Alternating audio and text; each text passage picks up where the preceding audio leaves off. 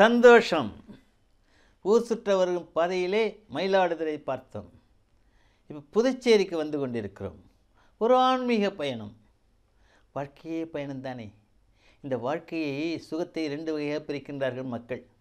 ஒன்று, இங்கு இருந்து வளர்ந்து கல்யாணம் செய்து கொண்டு மனைவி மக்களோடு வாழ்ந்து, இல்லை கணவன் மனைவியோடு வாழ்ந்து பிள்ளைகளை பெற்று அதில் படிக்க வைத்து அதை வாழ வைத்து அதுக்கு ஒரு கல்யாணம் பண்ணி அது பேரம்பேத்தியை பார்த்து இப்படியே செல்லுகின்றதும் வாழ்க்கையை நம்புகிறார்கள். இதெல்லாம் வேண்டாம், இன்னொரு பிறவி வேண்டாம், பிறவியே போதும், பிறவி பந்தம் யோனி பந்தெல்லாம் வேண்டாம், ஐயா ஒன்று வேண்டாம், ஆளை விட்டுடுங்கன்னு சொல்லி துறவு பூண்டு எதுவுமே வேண்டாம் என்று துறவு பூண்டு தவம் புரிந்து நிஷ்டையில் ஆழ்ந்து பஞ்ச நிஷ்டைகளை முடித்து கொண்டு அப்படியே சச்சிதானந்திலே சமாதி நிலையில் இருந்து ஈஸ்வர சுகத்தை சிவா கான்ஷியஸ் நிலையை கொண்டு வந்து பேருனை கொண்டு வந்து அந்த பரத்தில் ஐக்கியம் அடைகின்றது. அதுக்கு பிறகு இருப்பது ஒரு சுகம் என்று நினைக்கின்றார்கள். இப்படி 2 வகை நினைக்கின்றார்கள்.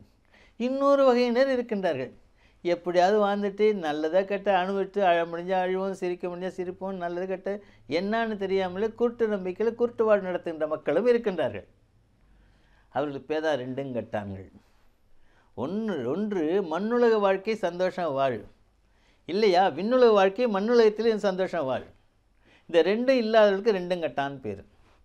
2 கட்டானில் பர்சன்டேஜ் இப்போ அதிகம். மீதெல்லாம் முந்தைய காலத்தில் 2 கட்டான் ரொம்ப குறைவு, விழுக்காடு ரொம்ப குறைவு. ஏண்டா 2 கட்டான இருக்கேன்னு சொல்லுவாங்க. இப்படி இருக்கின்ற இந்த நெல்லை இன்றைக்கி புதுச்சேரி இருக்கிறோம். புதுச்சேரிக்கு ஞானபூமி என்ற பெயர் உண்டு. புதுச்சேரிக்கு வேதபுரி என்ற பெயர் உண்டு. பாண்டிச்சேரி என்ற பெயர் உண்டு. பிரெஞ்சுக்காரர்கள் இங்கு வந்து ஆக்கிரமித்து இங்கே பல 100 ஆண்டுகள் அரசாட்சி செய்தனர். ஒரு சின்ன பூமி, ஒரு 10-15 கிலோமீட்டர் ரேடியஸ் இருக்கும். கடல் கரை உள்ளது, துறைமுகம் உள்ளது. இந்த பூமியில் பார்த்தீங்கன்னா 32 மகான்கள் சமாதி ஆகியிருக்காங்க. உலகமெல்லாம் புகழ்கின்ற ஒன்று ஸ்ரீ அரவிந்தோ அந்த அன்னை. ஸ்ரீ அரவிந்தோ அன்னை புருஷர். அவர்கள் 32 வால்யூம் ஞானக்கருத்தில் எழுதியிருக்கிறார். ஸ்ரீ அரவிந்தோ 1950 சித்தியானார் பாண்டிச்சேரியிலே. அன்னையும் அது அவருடைய புத்தகங்கள் எல்லாம் சிறப்பான புத்தகங்கள். அவருடைய அருள் வைப்ரேஷன் அந்த ஆறா பார்த்தீங்கன்னா 30 கிலோமீட்டர் தூரம் வரையும் இருந்தது. 30 கிலோமீட்டர் பாண்டிச்சேரியிலேருந்து ஸ்பிரிச்சுவல் ஆறா. ஒவ்வொருக்கும் ஆறா ஒன்று இருக்குது. கொஞ்சம் இவ்வளோண்டு தூரம் தான் ஆறா இருக்கிறவனா இருக்கான். அது கூட எல்லா சைஃபரும் இருக்குது இங்கே. அதுமாரி மனுஷனுக்கு பார்த்தீங்கன்னா இது ஒவ்வொன்றும் அப்படி தான் இருக்குது பாண்டிச்சேரியில். அதை பார்த்தீங்கன்னா தொல்லைக்காய் சுவாமிகள் ஒருத்தர் இருந்தார். அந்த தொல்லைக்காய் ரொம்ப தொல்லையாக இருக்கும். அது மொரட்டாண்டி என்ற ஊரில் இருந்தார் அவர்.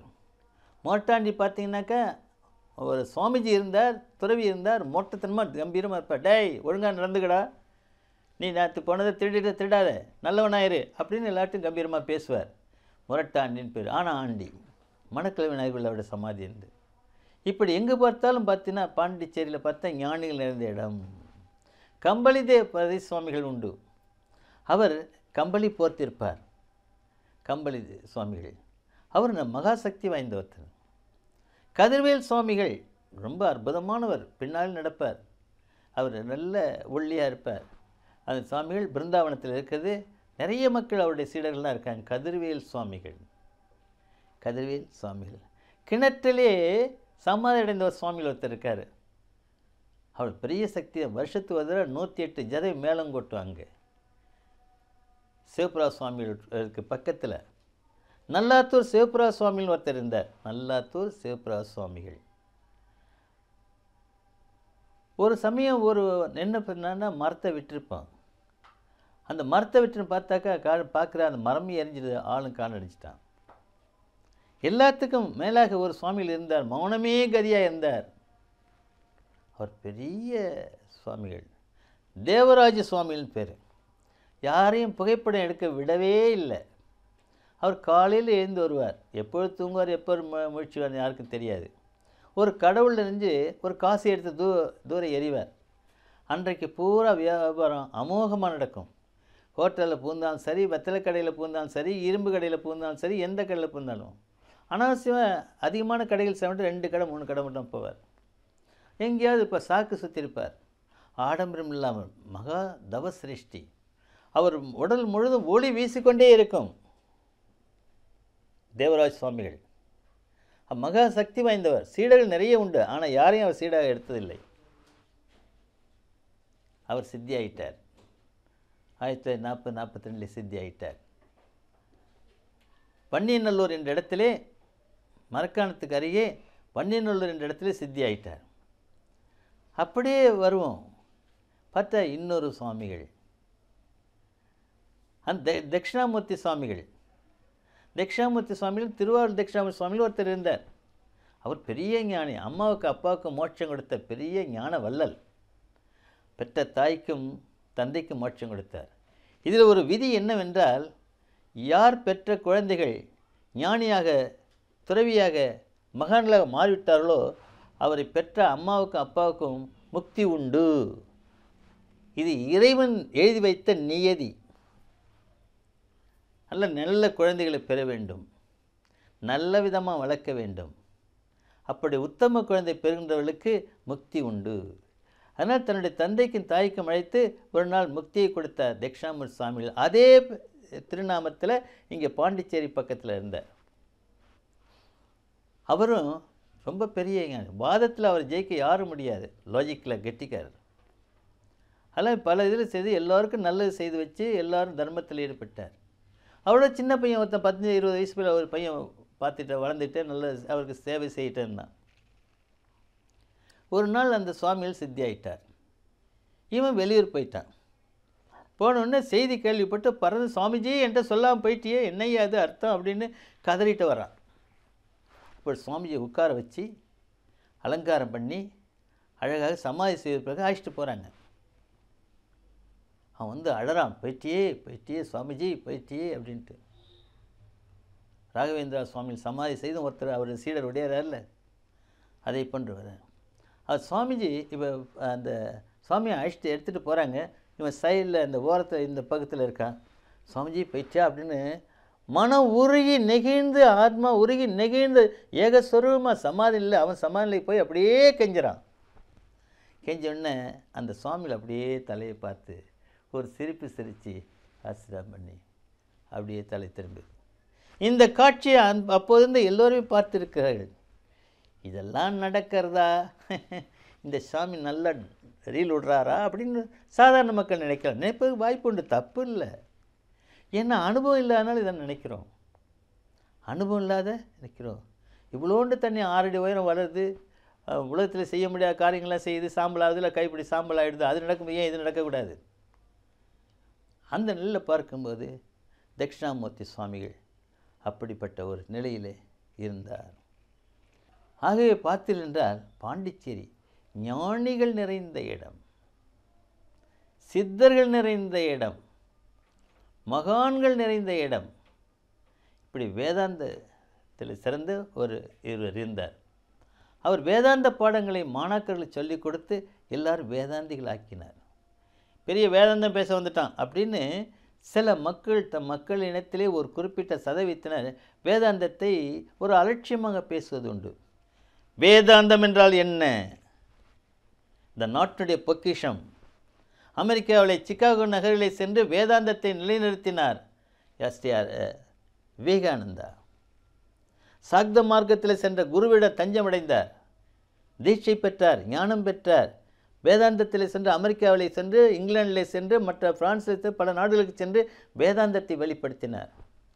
வேதத்தின் அந்தம் நீ பிரம்மம்,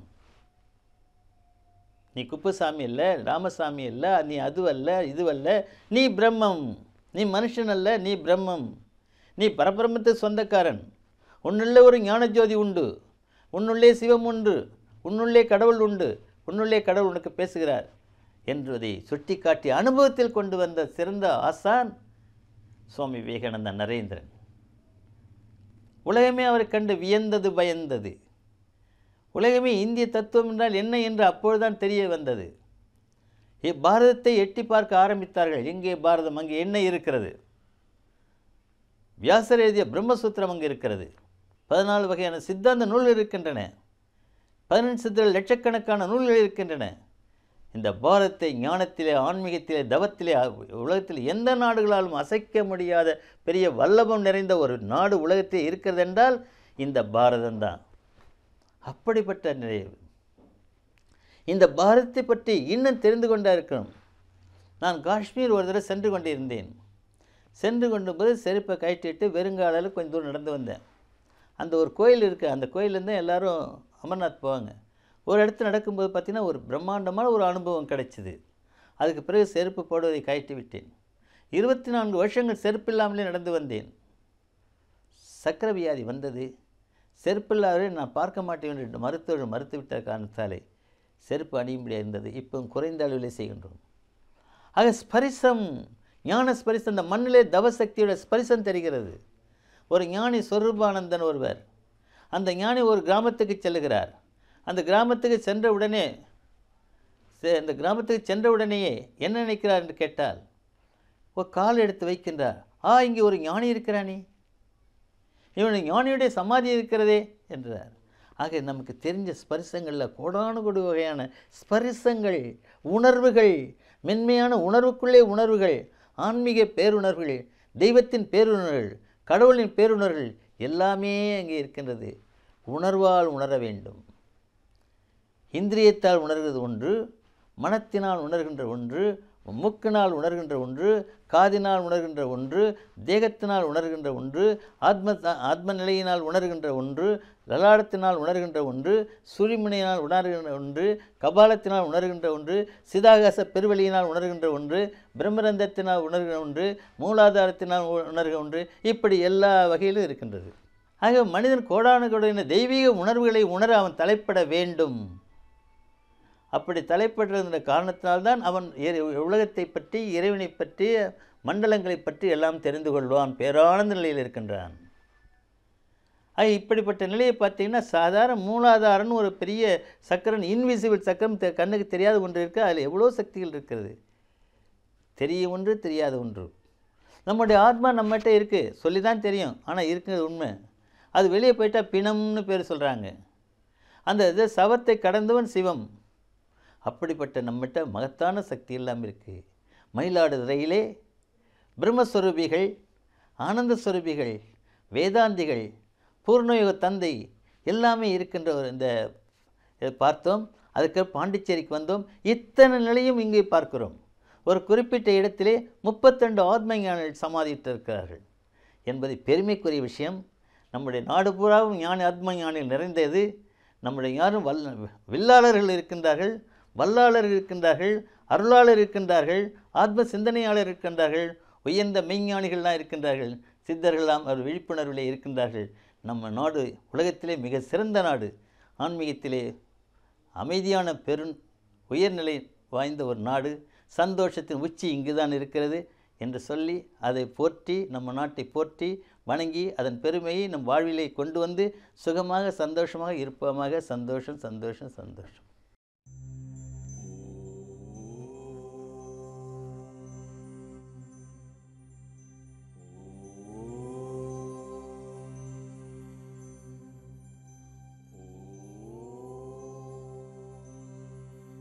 ஓம்காரம் மனிதன் சந்தோஷமாய் வாழ்வதற்கு 37 ஆண்டுகளாக வந்து கொண்டிருக்கும் ஒரே ஆன்மீக மாத இதழ்.